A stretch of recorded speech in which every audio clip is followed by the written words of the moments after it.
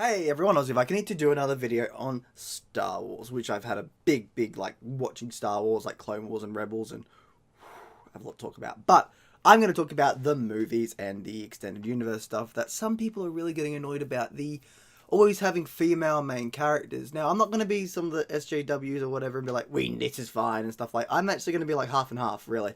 And I'll just say my thoughts on it.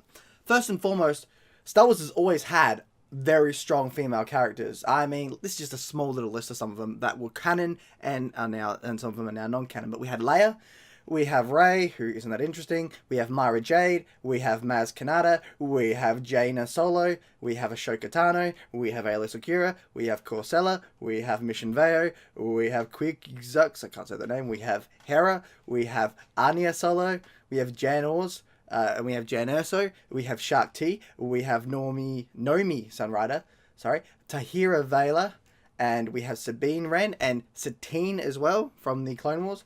We have Aura Singh, Asaya Ventress, Brianna the Handmaiden, Mira, Darth Traya, Laminia, Ula, Sana Staros, and Captain Phasma wasn't that good either, but still, that's just a small little list. Oh, and Bastila Shan. You can't not mention Star Wars without that beautiful woman there. So that alone just says, whoa, we've had a lot of female characters that have been pretty badass. And I get what Disney are doing. They want to bring more badass women. That's fine. That's perfectly fine.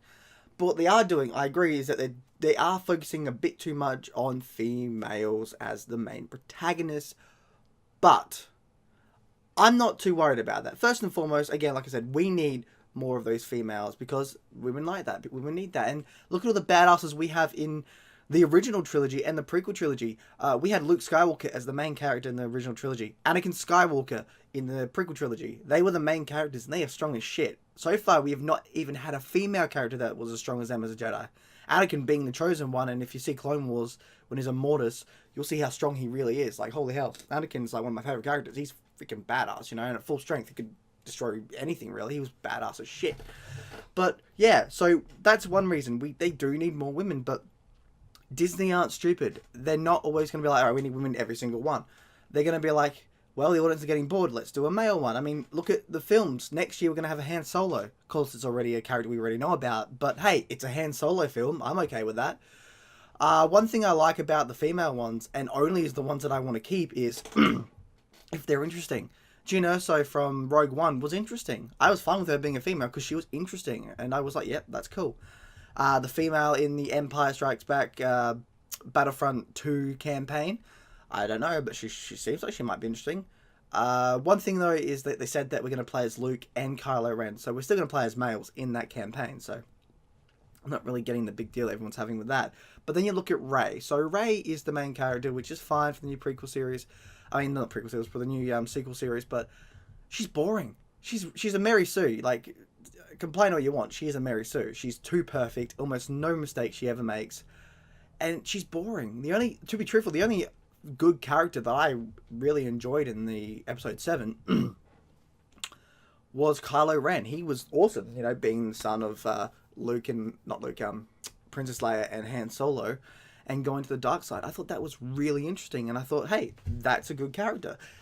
Poe and Finn were okay, although it's still a bit weird that Finn basically turned away from the Empire or the New Order after his first mission. It's like, they didn't teach you well, did they?